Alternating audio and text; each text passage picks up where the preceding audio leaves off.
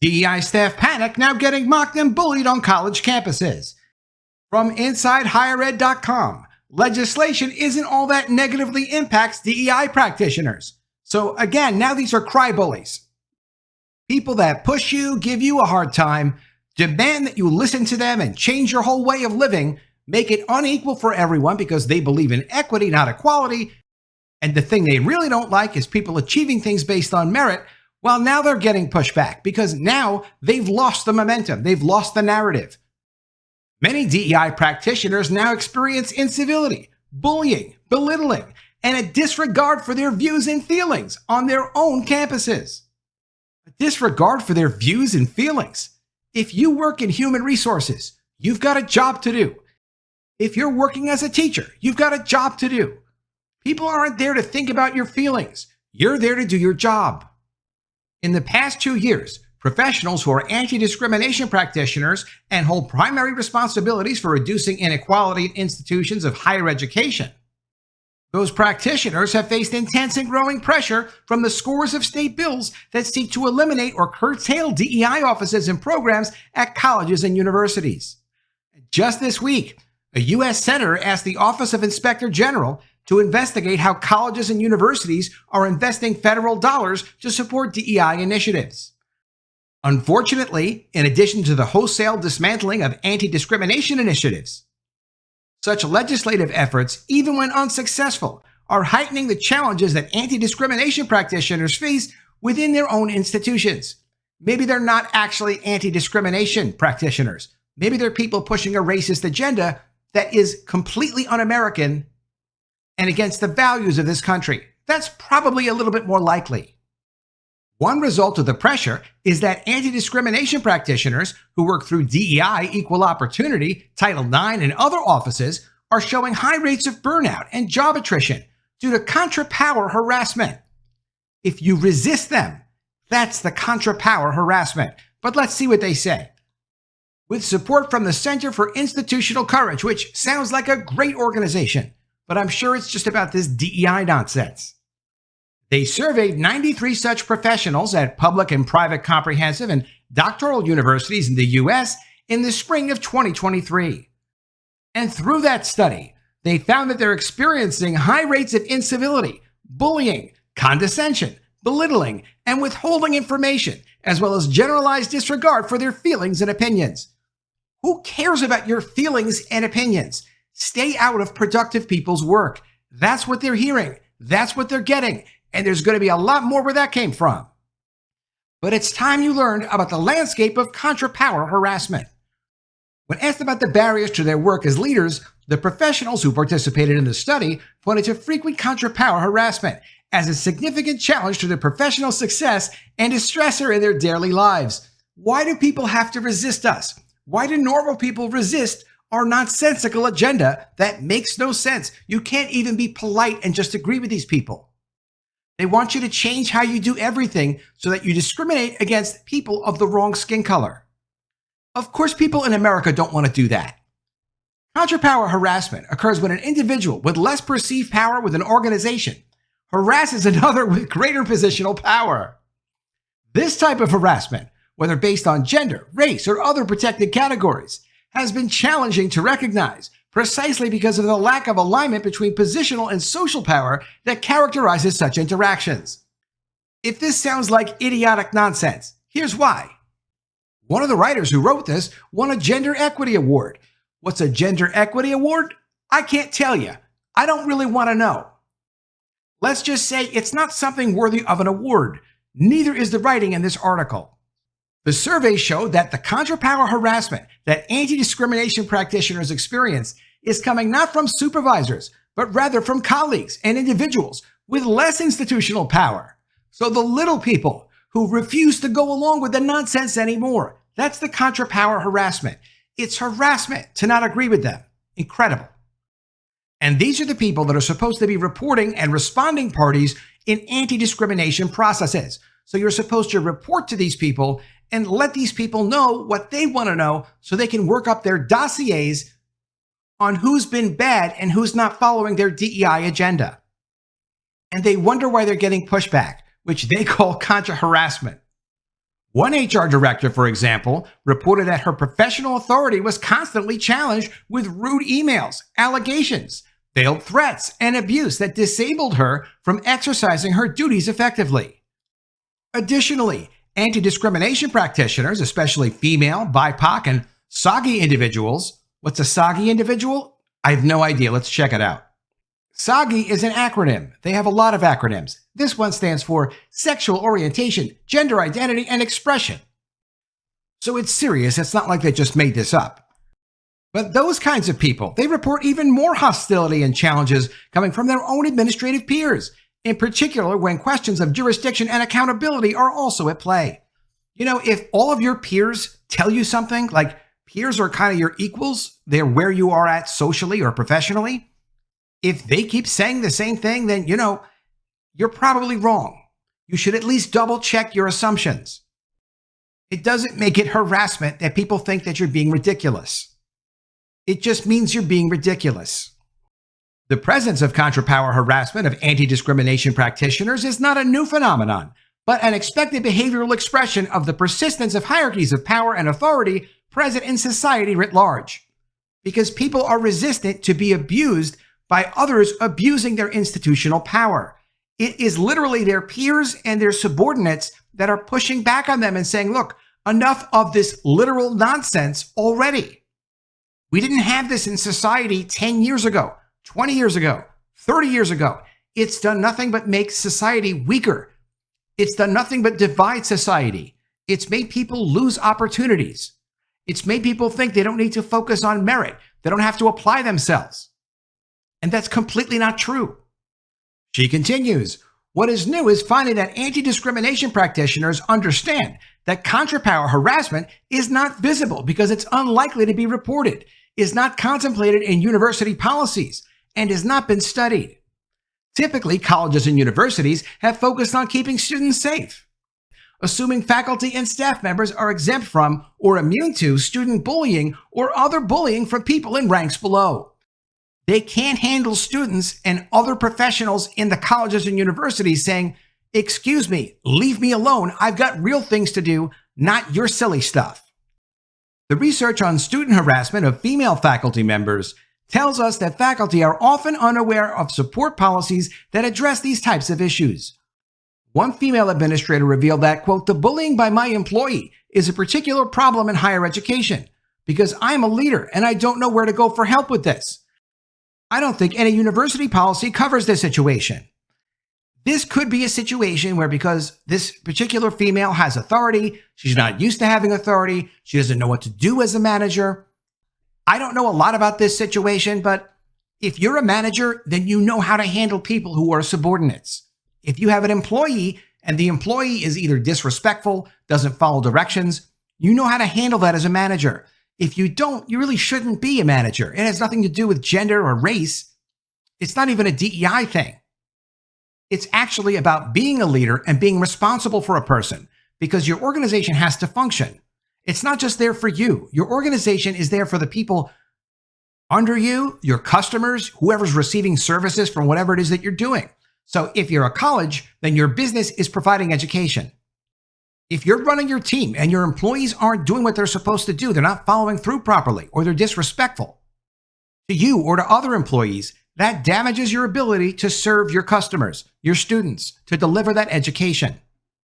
And if you don't know how to handle that as a leader, you're not very much of a leader. Incidentally, the way to handle that is to ask whoever your boss is. This isn't like the head of the university talking. And the complaining continues. Moreover, it is clear that when faced with contrapower conduct, the target of the behavior may be reluctant to come forward. Quote, to be honest, I'm a bit embarrassed about this. I'm supposed to be in charge here, she added. Every time I try to do something about it, there's another threat of a lawsuit or investigation to face. A common concern that those who are targets of contrapower harassment, I can't believe they invented this term contrapower harassment. It's resistance to you because what you're asking people to do is completely unnatural, nonsensical, in some cases illegal, and completely unproductive. This is called resistance. It's not contrapower harassment. A common concern that those who are targets of contrapower harassment voice is the fear of embarrassment or concern for making the report. Consequently, many institutions have little or no support to assist staff and faculty members who face these forms of incivility. This is also a case of people not being put in positions of power based on merit. The fact that you're this skin color or that gender or this sexual preference. So you should be the head of a department. Like, just take on the title. Well, titles do come with responsibilities. And if these people can't do the responsibilities, they shouldn't have been put in that position in the first place. Sometimes you don't know until the person's in the job. But what do you do when you hire a manager and they can't even handle the employees under them, much less get productive work out of people, which is what you're supposed to do with employees? There's not a lot you can do because you put that person in that important, powerful position, completely knowing full well that they weren't able to do the job. So this is what happens. The work completely falls apart. The study found that anti-discrimination practitioners face high rates of contrapower harassment within their own institutions. One of their research subjects, an administrator at a research-focused university, described similarities in the faculty and administrators' experiences with contrapower harassment. Quote, "I certainly saw this as a faculty member in the classroom, especially around grading time, granting extensions for makeup exams, etc. But in institutions where there are few women leaders, my authority as a woman leader is similarly resisted by subordinates. It doesn't work that way. There's no authority that comes along with your gender. There's an authority with people that actually belong in their positions. Men can do a job, women can do a job. It's got nothing to do with gender. You have to get the respect from the people under you to get them to trust you and follow you as a leader.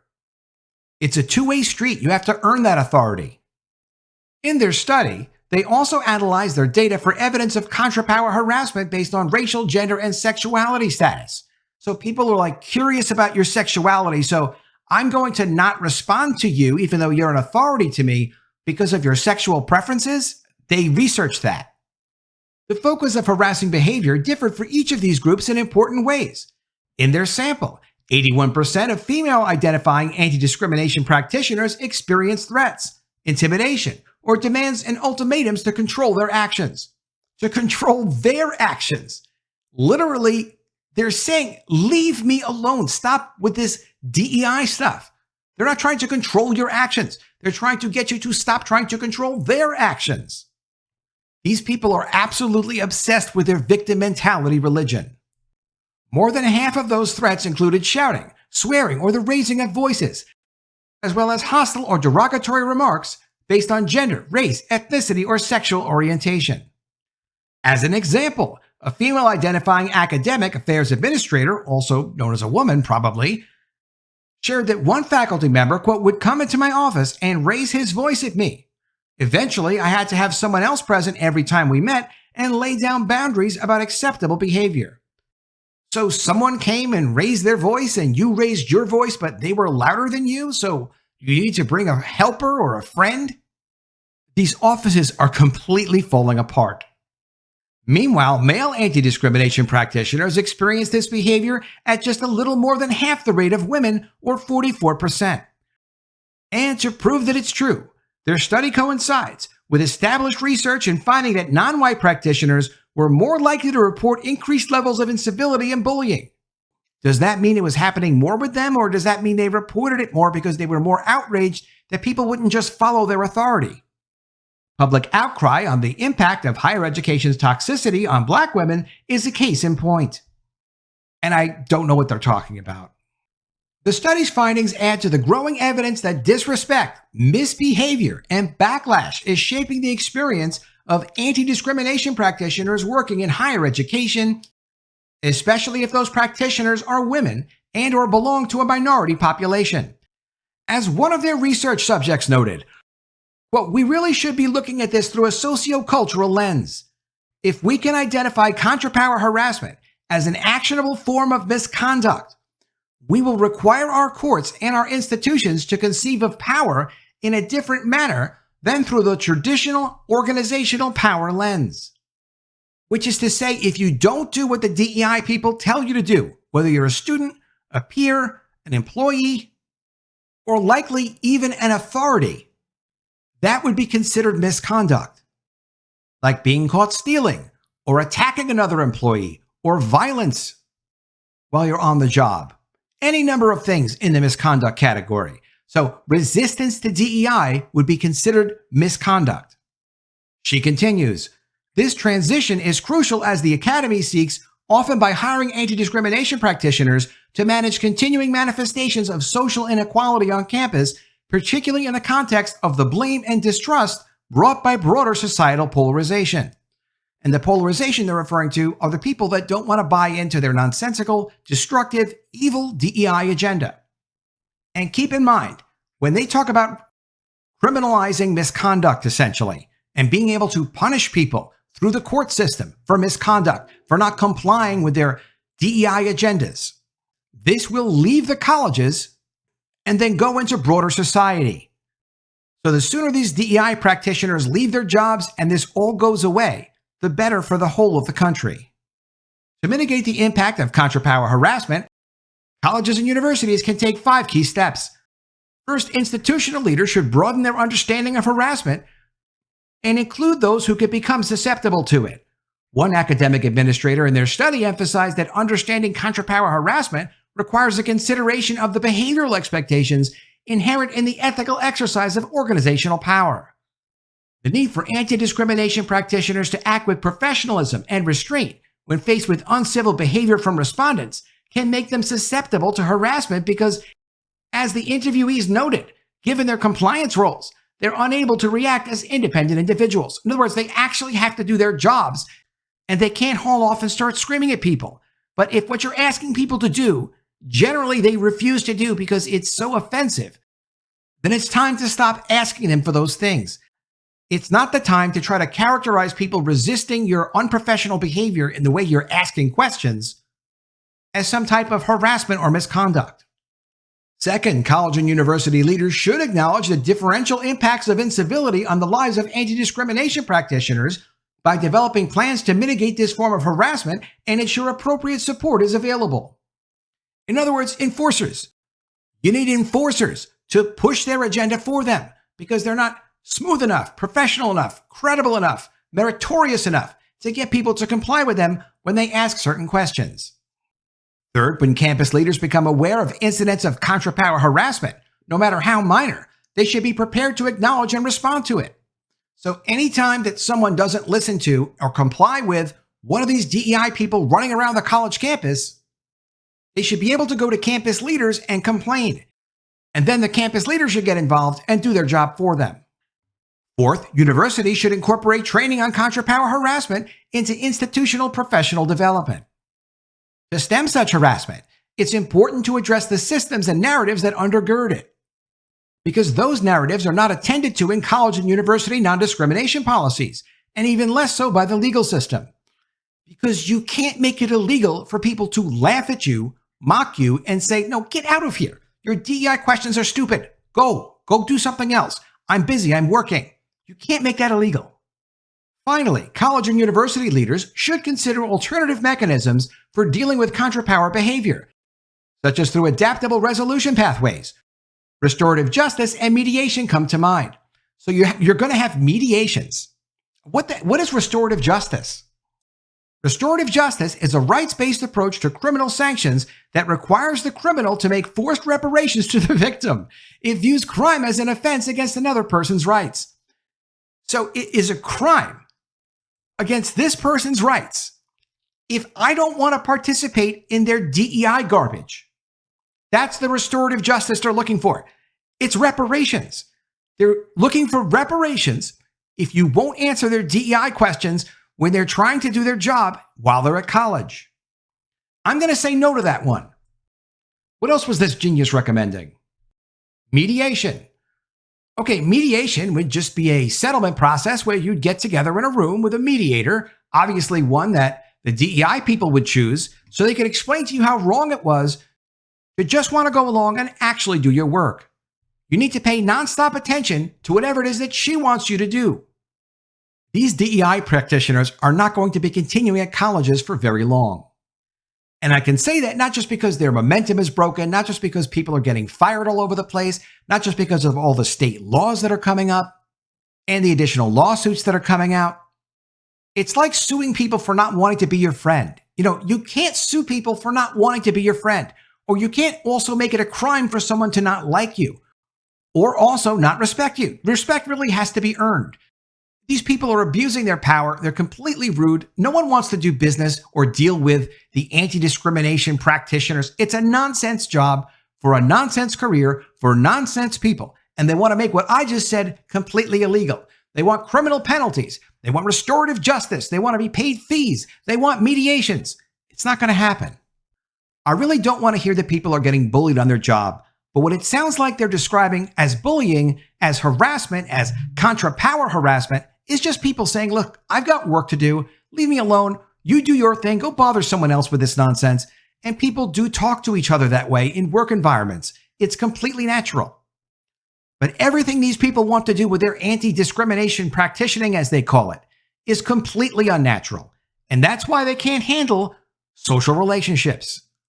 Let me know what you think of all this in the comments below. Always love to see your ideas. Please be sure you are subscribed to the channel. Click the bell for notifications. Give me a thumbs up, and I'll see you again soon with another story. And if I don't see you, I will miss you.